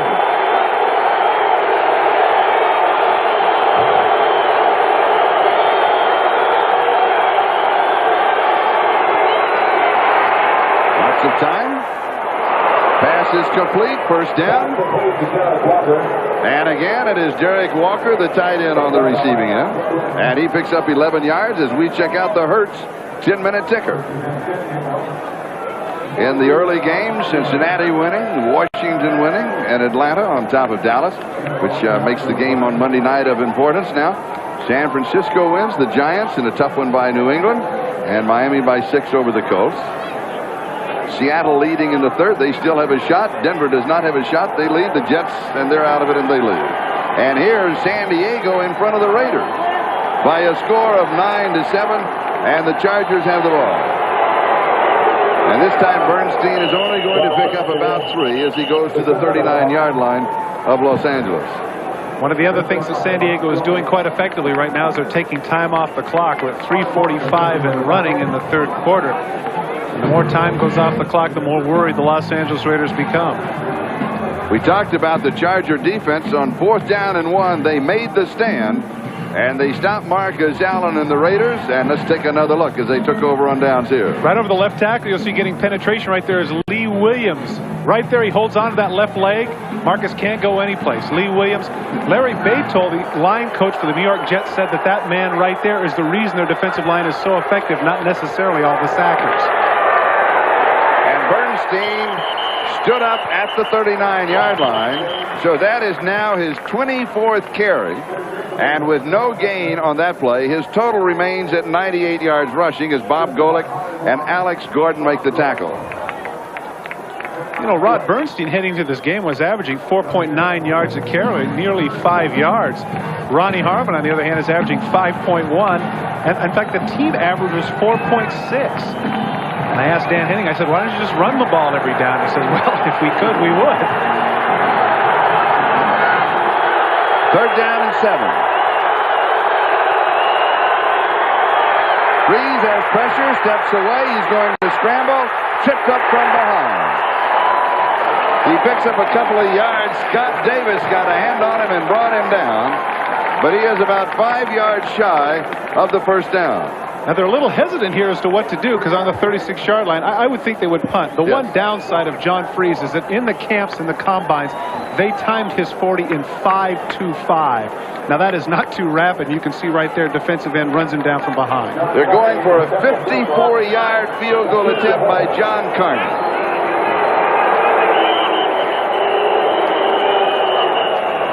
And the Raiders want to stop the clock. Charge timeout. They didn't have enough people on the field, Charlie. I think they possibly were expecting the punt, and when the field goal team came out, they were a man shy. We'll be back in just a moment. Place to be. NBC is the place to be right now. 54-yard field goal attempt by John Carney. They really trust their defense here, because if he misses, that's going to give the Raiders excellent field position, just as earlier the Raiders trusted their defense when they went for it on 4th down. Is it going to make it? It comes up short. Dead center, but short. Charlie, that's only the second field goal John Carney has missed since being a San Diego Charger. And his longest as a Charger prior to that attempt, the longest good one, 43 yards. We'll be back in a moment. Raiders have the ball. In your area. Dan Henning could have left himself open for some serious second guessing by going for the field goal right there. Yes, and we'll discuss that right after this play. Here's Schrader. Throws underneath the coverage to Fernandez. And he slides to the 41-yard line. Oh, Albion. A long field goal attempt, maybe out of the range of Carney, at least on that try it was. He came up, what, about 4 or 5 yards short of the crossbar. And a punt that would have gone out inside of the 20. I mean, it makes the fact that the Raiders have a short field to work with rather than a long one. And Kansas City has a vested interest, of course, in this ballgame. The Raiders win. They're the champions. Have next week off. They lose. Kansas City are the champions. They have next week off. Exactly right. And even if he pumps the punt into the end zone, that's the 20-yard line. Make them drive a long ways, especially with the way their defense is playing. Well, maybe that's the key. All these defenses playing so well they can stop them. And here is Steve Smith. Now, he has not carried the ball since the opening moments of the first quarter, and he was pretty effective there. And as you can see, we're taking the countdown here to the end of the third. Junior Seau with that last tackle. Steve Smith doesn't get that many opportunities, but at least today he's made the most of them when he's had a chance. It'll be 3rd down and 1. Junior Seau is showing the way he is playing today is, I think, what they had anticipated when they spent all that money for him and making him the 5th pick of the draft. He's playing outstanding football today. And here is Smith, and he moves the defenders for the first down as he goes to the 49-yard line as we come to the end of the third quarter. Junior Seau with the last tackle. And after 3, the score, San Diego 9, the Raiders 7. And we'll be back after these messages from your local Bob Beeks to make the review. He, by the way, sees only what you have seen at home. And in case you wonder why sometimes the original shot, there it is. There you can see the toe is right on the line. Right on the line. We should make a point here, though, Charlie, that the Raiders have been very fortunate with instant replay this season. Earlier in the year, we had a game in Seattle where Mervin Fernandez made a catch where he was clearly out of bounds, and they called it a catch against the Detroit Lions on national television on a Monday night. Incompleted pass out of bounds. 3rd down. Anyway, to finish the story, that one also went their way, but this time it wasn't to their advantage. They didn't get the break. Also, let me point out for you at home, we cannot show you the original play because we don't tape that. We're taping all the isolated replays. They do have the original replay in the replay booth of the original shot. Because that has come up several times. Why don't we show you that? The reason is we don't have it. Pressure from the backside. Schrader steps away, and he is dropped at the 27-yard line. That is the 3rd sack for the Chargers. Once again, Junior Seau is the man in there causing the problems. He comes up the field with that great speed, and he alters what Schrader wants to do. Actually, Schrader made a good athletic play to just get out of it. Look at where he's standing right here. He's standing on the 32. Now, if Junior Seau gets him, that ends up being a 50-yard field goal. So by getting back to the 27-yard line in the middle of the field, he gives Jeff Jager a much better chance at a field goal that would put them in the lead. 45-yard field goal attempt for the lead.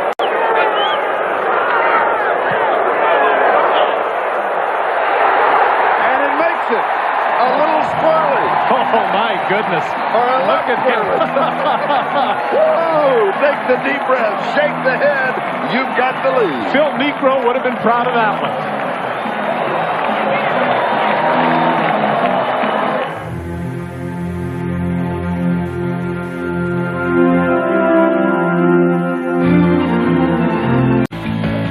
NBC Sports coverage of the National Football League is brought to you by Acura Automobiles. Experience precision-crafted performance. By Ultra Slim Fast, a delicious healthy way to lose weight. By First Brands Corporation, makers of Prestone Advanced Formula Antifreeze and STP gas treatment. And by Coors Light, the one that won't slow you down. The Silver Bullet is the right beer now. The Raiders with a 1-point lead as Jaeger kicks off.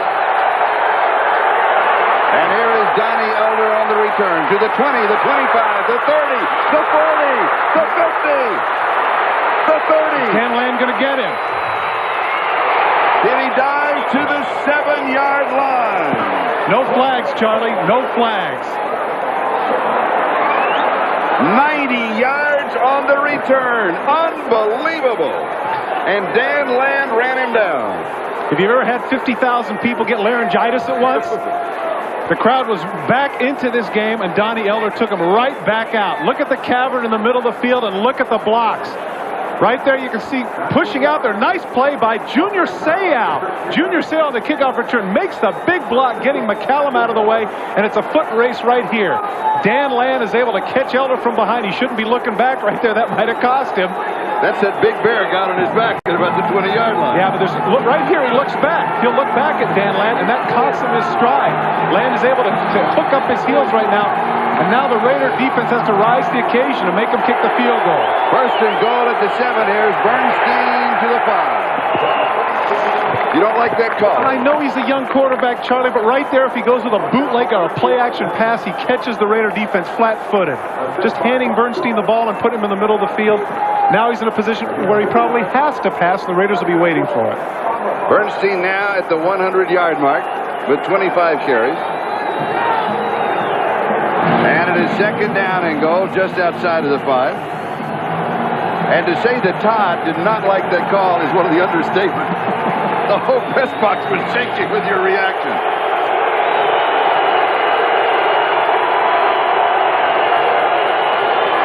Here's the inside handoff to Loyce. He goes to the 3. It'll be third down and goal to go. Chargers trying to go with some misdirection. They got about 6 yards on that play earlier, but with the field where it is, that's not necessarily a good call. Why is that? Well, because what happens is the direction you tell your defensive ends in this situation to not pursue, to stay back and to not get fooled, not have everybody over on one side of the field. So when he gets the reverse going in that direction, there are people waiting for him. He got some yardage, but it wasn't. You don't like either of those calls? Well, for Freeze's benefit, again, it's too much empathy for the young guy. I'm just saying it would have been interesting to give him a chance to have play action on first down when nobody would have suspected it. Now he has to throw. Third and goal. And it is knocked away at the line of scrimmage. And he was very cautious, and Townsend decked him after the pass. I'm surprised I didn't see a flag. Now Freeze is screaming at Townsend just for that. He wants that flag. And he should get it. Look at Freeze. He's pleading his case. Hey, he's no timid rookie, is he? No, he's not. And he's got a good case. Well, the point is that I think the argument there is that the ball was tipped. And so they're not going to give it to him. He's got a legitimate complaint because he does take a shot here. Okay, the ball is tipped. Well, we don't get a chance to see what happens. 21-yard field goal attempt for the Chargers. And it's good. And San Diego is back in front. And the margin is 2. Back in a moment. And right now it's a Sunday afternoon showdown. Chargers on top of the Raiders by 2. And here is Ron Brown with return, and he is up in it, and a flag is dropped. That was Anthony Shelton who got him. And he was able to overcome a clip by Steve Smith. Ron Brown cuts to the other side of the field, and Anthony Shelton had none of it. Steve Smith hits him in the back, and he still is able to make the play.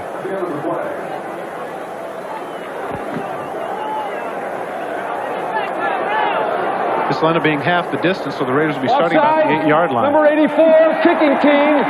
Illegal block. Number 35, receiving. Penalties offset. Free kick. The Raiders caught a break there, Charlie.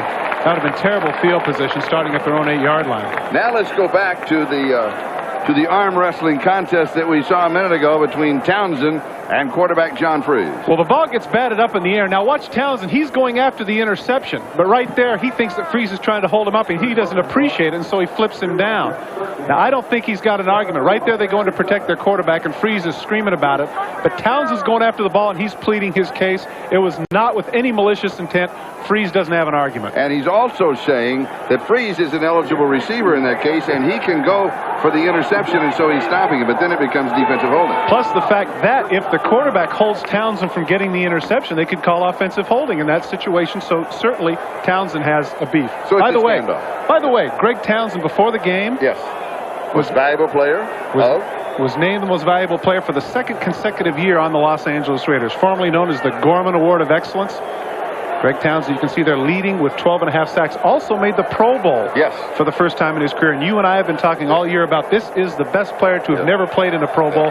Now he's there, and deservedly so. Well, we rectified that mistake, didn't we? And interestingly enough, in his contract, he had a clause that was to be reworked if he made the Pro Bowl. So, maybe happy Raider. Maybe you'll take us to dinner. Brown on the far side, Holland on the near side for the return man. Oh, he nailed this one. And Holland will down it in the end zone, and the Raiders will start from their own 20-yard line with 11:20 left to go in the ball game. And San Diego leading 12-10. When the Chargers had the decision to go for the long field goal attempt and came up short, and the Raiders had pretty good field position, and then they drove down for their field goal, you know, at that point you could say you would question Dan Henning and the choice to go for that long field goal attempt of 54 yards. But then the 90-yard kickoff return, everybody forgot about that. It's history, babe. That's right. Wipe it out. Makes it look good. Yep. Raiders now from their own 20-yard line. Marcus Allen is the remaining back. Bo Jackson is a wide receiver on the right side. And here is Bo. And he has 8 yards to the 28. It'll be second down and 2. I had a chance to talk with Art Shell, and I said that you had two terrific pass catchers in both Bo and Marcus, but really they've been underutilized. And he explained to me that what they want to do is they want to get their wide receivers involved, keep their confidence level up, and get them the ball. But of course, as we pointed out earlier, the Raiders only average barely 20 passes a game anyway, so it's not as if they're trying to involve everybody in the passing game. But now, once again, you're right. There's both flanked out to the right side. Galton Fernandez to the near side, and we've got whistles and flags. And while this is being sorted out, you have compiled over the season your All-Pro team. Yeah, these are what I call Todd's terrific. I decided that I wanted to sit down like everybody else, and hey, after all, I'm an analyst. I'm an expert, right? That's right. Here we go. Jim Lachey and Lomas Brown at tackles. Munchak, and as I mentioned today, San Diego, Courtney Hall. Bart Oates, the stalwart of the New York Giants at center. Randall Cunningham, who does everything. Thurman Thomas and Sanders at running back. Wait. Okay. Don't just say Sanders and move on. We had a discussion last. There were other ones in the running. Well, when Jerry Robinson told me he'd been 12 years in the league and he'd seen the Paytons and the Dorsets, and this guy was the best, I had to put him in there. We'll come back with the rest of them. Trader scrambles, and he's going to get back to the line of scrimmage. That's about it, and back to the Terrifics. Now we see the special teams people. Nick Lowry with 33 field goals this year. Landetta punting in the bad weather. Mel Gray never quite getting his due. Eugene Seal is there for a lot of reasons, and one of them is not just because he covers, but he's great on the block teams, punt return and kickoff return as well. Bruce Smith is a given. Townsend we saw today. Inside you got Michael Dean Perry and Jerome Brown. On the outside you have Charles Haley, and right here today as well, Leslie O'Neal, a relentless pass rusher. Pepper Johnson Little on the inside, Lewis and McKyer on the corners, Mark Carrier, the league's leading interceptor, and Joey Browner as the strong safety. And wide open is Tim Brown. Brown to the 46-yard line and a first down, converting on 3rd down and 6. I don't know what happened to the coverage there. Somebody must have got picked, Charlie, because Tim Brown was wide open in the middle of the field. Tim Brown right here. He cuts up the field. See what happens. Sure enough, that's a big play by Ethan Horton. The ref missed it completely. Ethan Horton was not looking to run a route. If you get a chance to see, watch where his eyes are. If we can get a chance to run that back, fellas. Let's save it. We'll go with it after the next play. Oh, he took Joe Bird right out of the play. Boy, he certainly did. 22 yards. First down. Raiders 46. And here is Bo Jackson, and he kind of leans to the 48, maybe the 49, and let's go back. Take a look at number 88, the tight end for the Raiders. Watch Ethan Horton and watch him. Well, we're not going to get a chance to see him. It's before this. It's before this. Yes. We'll stick it in reverse, and we'll Tim come Brown back with it. Stiff arm. Yeah. Now we'll just recycle in the truck. We'll have that for you. He's been taking a lot of stiff arms. He's the one that got stiff armed earlier by Marcus. That's right. Watch 88 at the left of your screen. Is he really running a route? Look at that left shoulder right into Gilbert. He just knocked Clearly him a pick play. Yes. But like I said, what Ray Chester used to tell me, if you get away with it, it's a good play. Here's Bo Jackson. And there goes Bo Jackson. First down, 34-yard line. And remember what Art Shell told us? He didn't play that much, but, you know, he'll get antsy at halftime. He'll be ready to run over some people. And this is what the Raiders want to do with Bo Jackson. They want to get a mismatch in the secondary with people like Gary Plummer. Gary Plummer is a terrific inside backer. He makes a lot of stops in the middle of the field, but he is not a pass cover guy. And to ask him to go out on a Bo Jackson is a mismatch, hence the reason for the 18-yard gain. And a first down at the Chargers' 34-yard line. San Diego leads it 12-10, just over 7.5 to go in the ball game. And they're ruling it a reception at the 29-yard line by Jackson, and the official was right there. That's Leo Miles, the head linesman, and he waited a little while to see if he did have it. Boy, it makes you wonder if Bo knows Stickum. Does Bo wear gloves? No, he doesn't. No, he doesn't. He doesn't have that tackified stuff on. It'll be second and 5. Marcus Allen is in. Bo with a little breather here. And now I think they may take another look at that reception. The thing you always have to look for is, are the hands underneath the ball? If the hands are underneath the ball, then it's a catch. Clock is stopped. 6:57. Time remaining in the fourth. The replay booth. And again, they are looking at the replay of what we call program, of what you originally saw.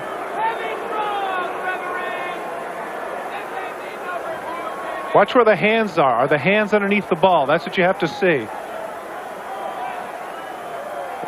Hard to tell from that angle. See, he has possession of the ball. He has possession of the ball, and the ball hits the ground. If he has his hands on it before it hits the ground, that should be a catch.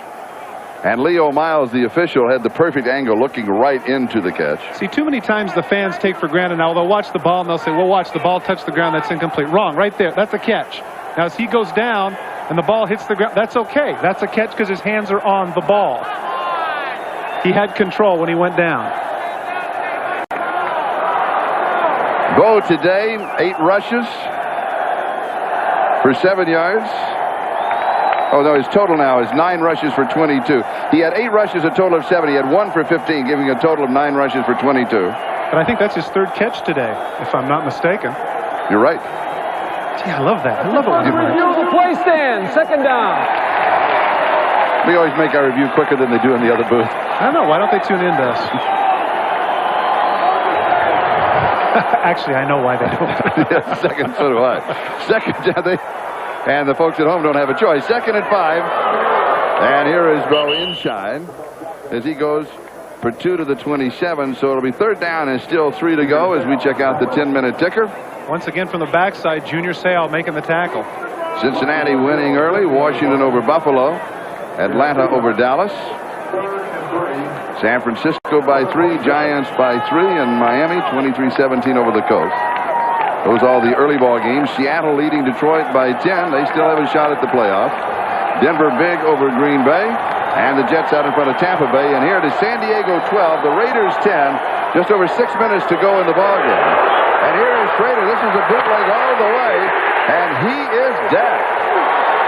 Charlie, the idea was to get the ball to Steve Smith and throw him the ball, but Leslie O'Neal did a good job in coverage. And so Jay Schrader, it was pretty much of a one-man pattern. That's who he wanted to go to. And when O'Neal had him covered, he had to stick it upfield. And he picks up the first down. Interesting to see how bad he needs to get this. Now take a look at Jay Schrader. How many times you see quarterbacks slide? He knows he's got to get the first down. Take a look at what he does here. He lowers the shoulder, takes the shot from O'Neal, but gets the first down. They really got to have this game. That effort right there is indicative of it. 5.5 to go. First down at the 23. Despite his struggles, give Schrader credit. He's a competitor.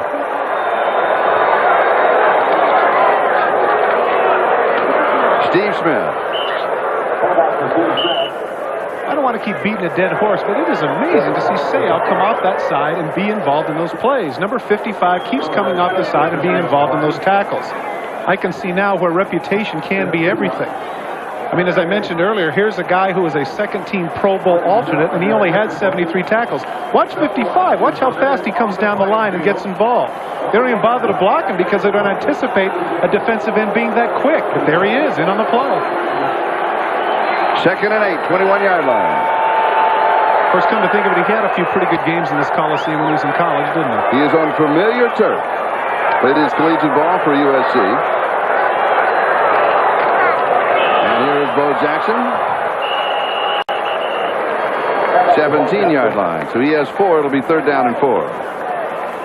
Time is now an issue, and it's on the side of the Raiders if you trust your field goal kicker. They're not in a hurry to get up or do anything else. In fact, what they would obviously like to do here is get a first down, take another 3 minutes off the clock, and punch it in the end zone. This would not be a bad time for San Diego to stop the clock on this down and the next. If they hold him and force him to go for the field goal here, they could pick up an extra minute in time that they will need. Exactly. Depends on what they do here, if they run or pass.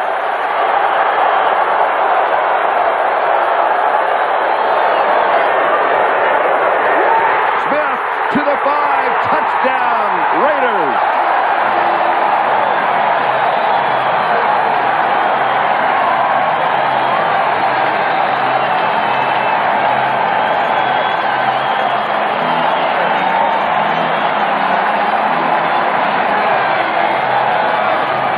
Great call by Terry Robisky. Give him credit here.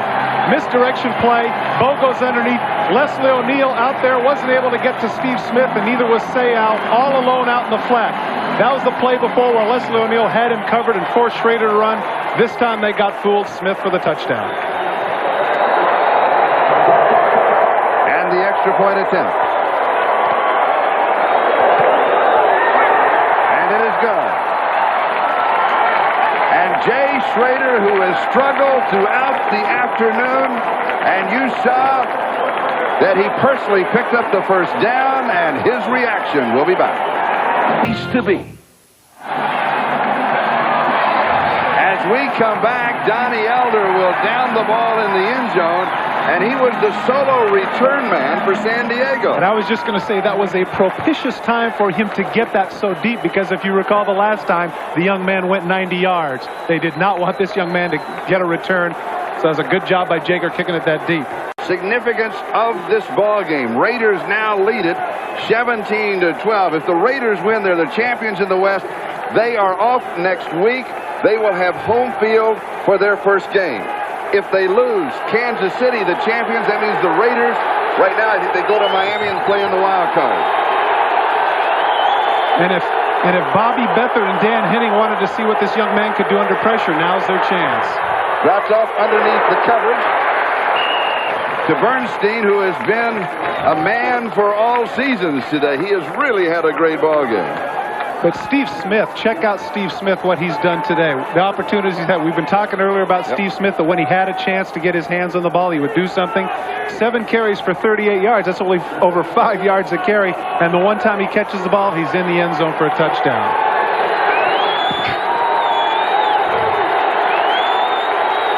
Second down.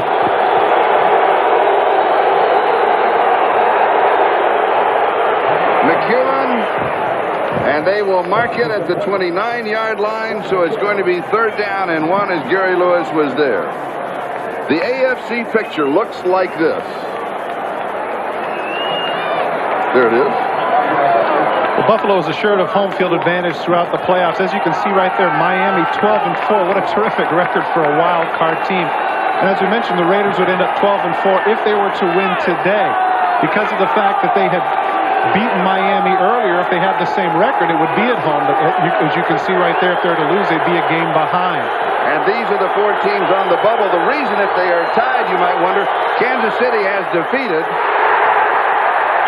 the Raiders twice. They go for the third and short, and they come up even shorter. Ricky Ellison makes a great play knifing through, but this is 4-down territory. Got to be. I would suggest right here San Diego might want to use a timeout. You're right.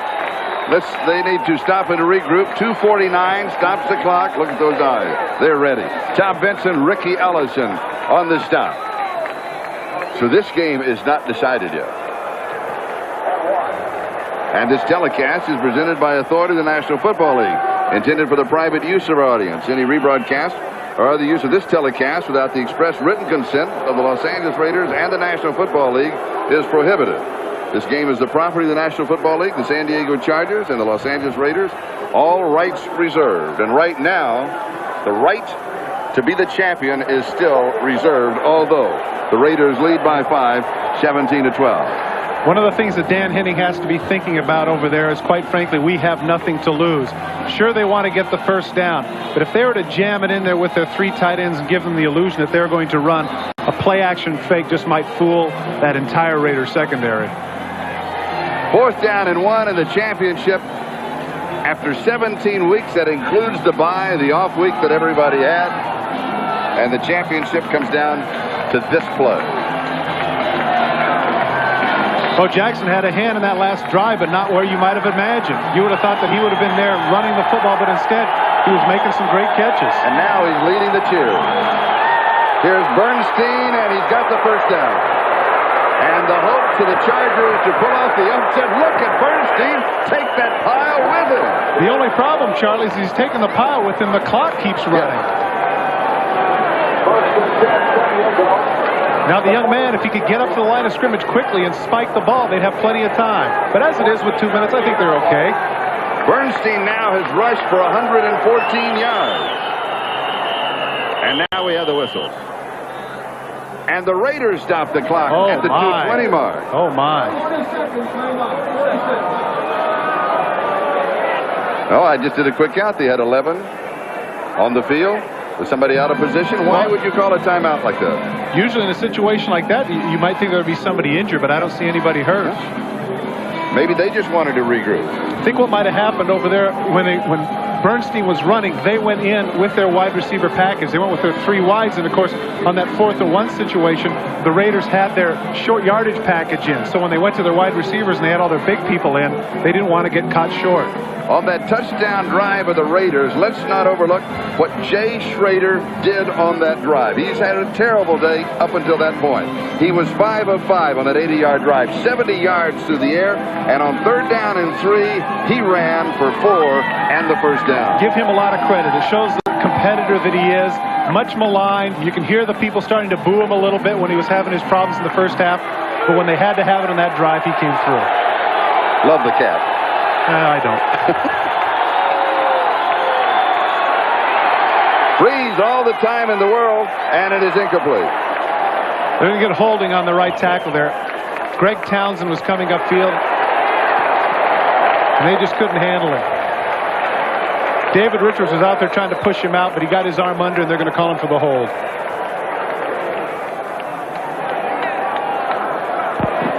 And so with the hold, the ball would go back to the 33-yard line. It would be 1st down and 20. 2:13 on the clock. Holding number 76, offense. 10-yard penalty, 1st down. Broderick Thompson is the one who gets the arm under, and inevitably when you can get that arm under for a defensive lineman and it gets clamped, if the referee can see it, that's what they're going to call. They'll call holding. On the right tackle, you see there's Greg Townsend with the right arm under. He does have pushes him out to the outside a little bit. That'll draw a flag. Well, the referee saw it. Jerry Markwright's the one that saw it. Ronnie Harmon stopped by Scott Davis.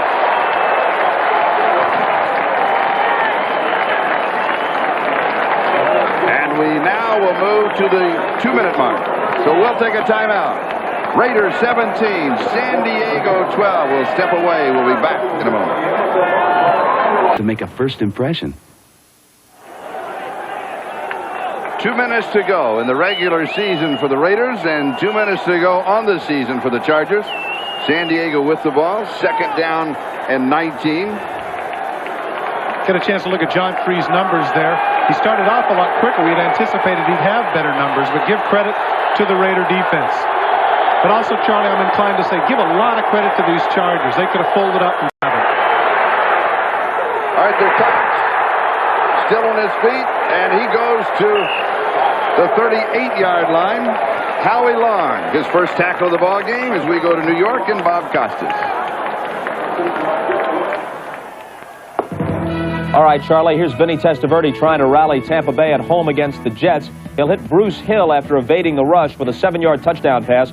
Brings Tampa to within 2 at 16-14 with about 3 minutes to play in that game. Charlie? And Bob, as you were talking, Anthony Miller picks up the first down, going on a no-huddle, hurry-up offense, and Miller with a solo effort turned the corner 16 yards, and he has the first down. Boy, did he show some serious speed. He cut to the outside, and everybody else was like they were standing still. The ball at the LA 40. Now, this is to stop the clock. Let me go back, though, because you were shaking your head. I said Howie Long made the tackle. That wasn't Howie? No, Arthur Cox ran right through him. The tackle ended up being downfield by Aaron Wallace. I wanted you to correct it because, believe me, the press box shakes when my partner has a cogent point to make. Take a look at the speed of Anthony Miller. This is actually a fairly conservative pass. He just squats right down. Now watch as he cuts to the outside. Watch this speed here. Terry McDaniel and Gary Lewis, two of the fastest players on the team, are left behind, and if he has a little bit more field east and west, he might go the distance.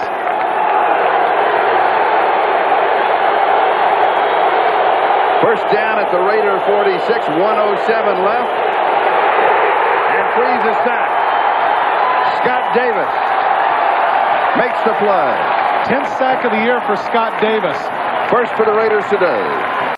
Going into this game, the Raiders were second in the league in sacks with 47, and now the Chargers are forced to use a timeout.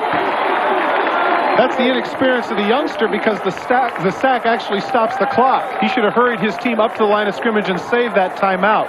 From the backside, you see, there's Scott Davis coming through, another big play. And this has been Scott Davis's year. He has really come on. He's taken it to another level. He was one of those 3 first-round picks in 1988 when they had Tim Brown, Terry McDaniel, and this young man. Tim Brown, of course, was a given, makes the Pro Bowl his first year as a kick returner. Terry McDaniel started from day one as a cornerback for the Raiders. They wondered about this young man. But he's got the right coif. He's got his He-Man Masters of the Universe haircut, and I love it.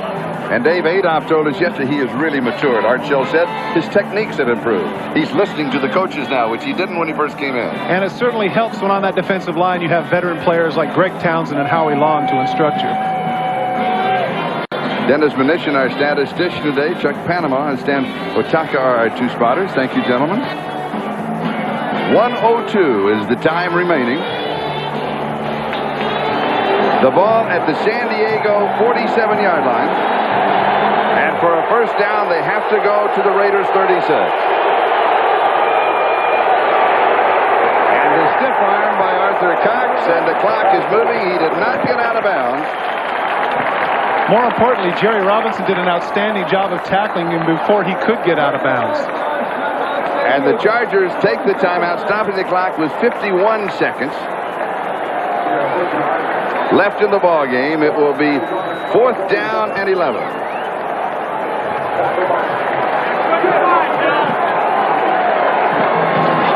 A final that's just in. The Jets defeat Tampa Bay by 2, 16-14. And here it's all on the line. 51 seconds. Kansas City, the fans there, they're holding their breath. They want the miracle. Dan Henning told us last night, he said, if this young man has a great ball game, it will be a miracle. He hasn't had a great ball game. He's had a good ball game. And maybe as good as San Diego could play under the circumstances. Exactly. Let's be fair. I mean, considering this team that has been playing so well, the Los Angeles Raiders, you got to give a lot of credit to the San Diego Chargers for the effort they put out today.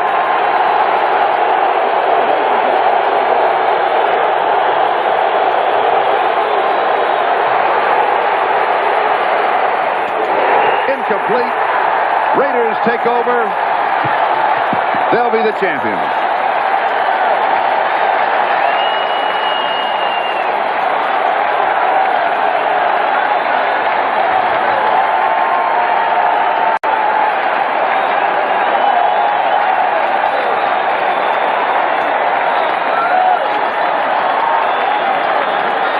Charlie, this has been anything but a dull affair as had been anticipated. These 62,593 people that were here today got their money's worth. This has been a terrific football game.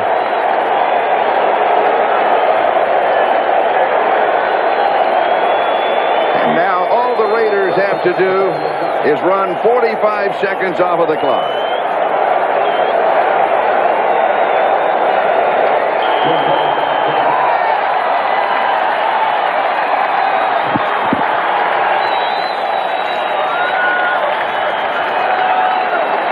It'll take the countdown to make it official.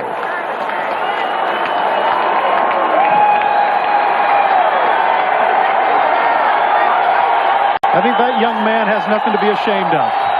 He has nothing to be ashamed of. You can see the look on his face. He fell a little bit short, but he gave it his all. And this man, Coach of the Year, what he has done with basically the same team as he had last year, and now they're champions of the West. I agree. You got to give him his due. People are talking about all the talent on the Raiders, but they had the exact same people last year, and they went 8-8. Give this man credit in his first full season with the Los Angeles Raiders, taking them to 12-4, the best record they've had in the last 6 years since 1985. They are the AFC West champs and very deserving. The final, the Raiders 17, the Chargers 12. The Raiders are the champions of the West.